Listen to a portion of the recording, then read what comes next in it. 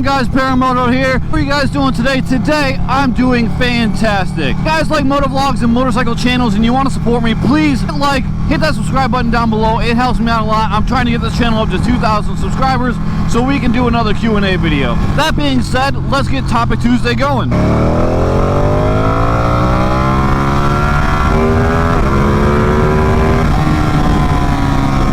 The topic that I want to talk about today is when is it time to upgrade your motorcycle? So the choice to upgrade your motorcycle could be an entirely personal choice that doesn't really have too much roots in anything besides for maybe you need a motorcycle that fits what you want to do. You know, you're a cruiser rider that wants to start going fast, or a fast rider that wants to start cruising. It could be that you want to reinvigorate your desire to ride and your love and passion for motorcycles, as I did, and I decided to step into a Ducati Panigale 959. It could be a financial choice. It could be one of those times where you make a little bit more or a little bit less money. You need a motorcycle that matches what's going on in your financial life. One reason that a lot of people decide to upgrade as well is that they need a motorcycle that meets their individual skill set. Maybe you got into riding with a Ninja 300 and you have no chicken strips and you're just wringing that throttle out everywhere, and it's time for you to step up to a new bike, something that more meets your skill sets.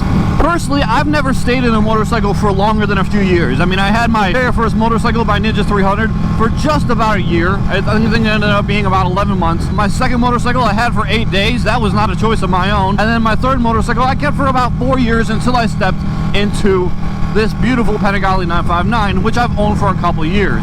Personally, I started thinking about stepping up from the 959 just recently when a subscriber posed the question if I'd ever think about upgrading to the new V2. And at first I was like, no, why would I do that? I mean, it was just something that I put out of my head almost immediately. Like, I don't want to upgrade to anything. I love this bike. I don't want anything to do with a new bike. And then I started actually thinking about the numbers and actually analyzing that decision. To be totally honest with you, I think upgrading after owning this motorcycle for about 2-ish years makes sense. Now I'll explain why. I have by no means outgrown the 959. That's not happened. If anything, my skills are well below what this motorcycle can actually do. Being said, financially, it does make sense. So right now, this motorcycle is a 2018 Ducati Panigale 959. It's maintained most of its value. It's still worth about $12,000, and that's based on Kelley Blue Book values. I think it will maintain its value for, quite a few more years.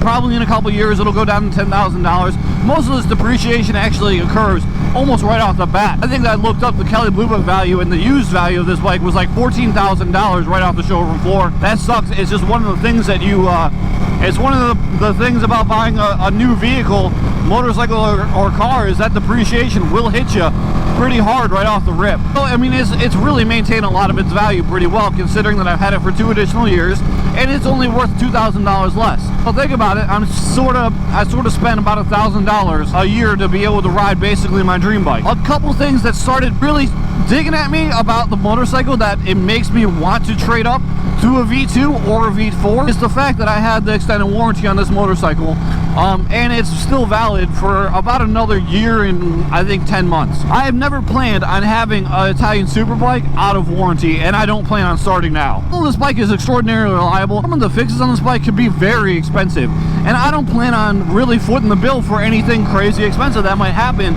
in 4 or 5 years. The plan to have this bike forever is just not really feasible, to be totally honest with you. I don't think it really financially makes sense to have this bike forever.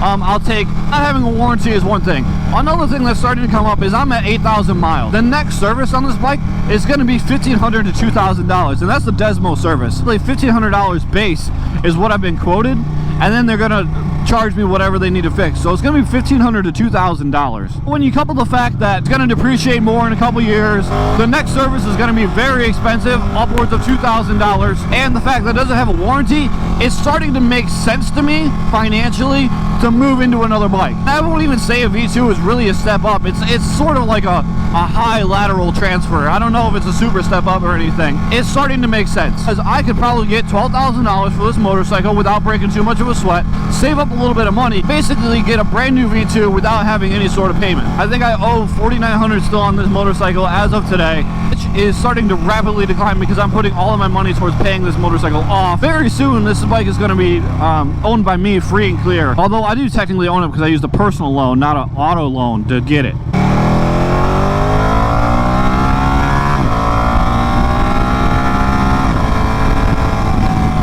So with all the factors in play, it's starting to make a lot of sense for me to step up into something new. I've started to give it a lot of thought actually, and I think I'm leaning towards a V2. I'm not ready to get out of sport bikes, and some of my subscribers watch this channel because I ride a super bike, and I'm not looking to change that anytime soon. Having a super bike Panigale is something that I'm going to maintain on this channel, and the future of this channel is super bikes. Let me tell you why I'm thinking the V2 over the V4. I've gotten to the point in my riding where, to be totally honest with you, it's not really a want versus need assessment. It's not a financial assessment, because I think if you can afford a V2, you can probably afford a V4. It all comes down to it. Like, I mean, I think the V4 retails for $2,100 or $21,000. V2 MSRPs for about $16,500. So you're not thinking about that much more money, and you get a lot more bikes. So it's not really, for me, it's not a want versus need. It's more of like, is it smart to have this kind of bike? And for me, I don't know if having a V4 is smart.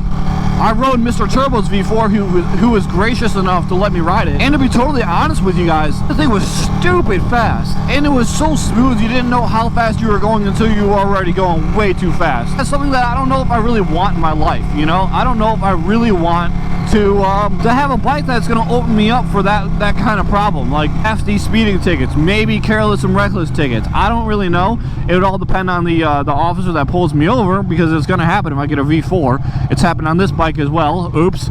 But I do tend to be pretty good at talking myself out of trouble. Giving it a lot of thought, I think the V2 is more my speed. V2 is basically this bike just upgraded. It's got a little bit more horsepower, in the realm of about 5 horsepower more, and you know, it's got all the updated electronics and displays and safety features and stuff that just keeps your bike on the ground planted so you can go fast, you know. And I'm starting to really give thought to stepping into one, and the plan is basically to trade in this bike for and get about $12,000, and then save up about $4 grand and try to finance as little as possible, if nothing at all, and then go ahead and have a brand new bike free and clear, reset my whole warranty process, so I'll have another Panigale super bike with 4 years extended warranty, you know. And I think it'd be smarter to get that. That being said, I'm probably going to go to the Ducati dealership sometime this year and see what they can do for me. If they can't give me a good price on trade-in, the 959, I'm not gonna give the bike away. It's not gonna happen. If I can't private sell it for about $12,000, I'm not giving the bike away. You know, I don't have to step up. I still have an amazing super bike. There's no reason for me to have to get into something else. Then I'll go to my local Ducati dealership and see what kind of deal they can give me. If they can give me a great deal on a V4, I might go V4. If they can give me a decent deal on a V2, I'll probably go V2. That's my thinking. That's my thinking about stepping up and expanding your horizons and riding and owning different motorcycles. This one's going to be strictly a financial decision. I have outgrown bikes before, but this is the first time I'm really starting to think about it as like a numbers, playing Moneyball kind of thing. Alright guys, that's going to be it for Topic Tuesday. Thanks for following me around. Next video is going to be a Vlog Thursday, and I'll see you guys there. Deuces.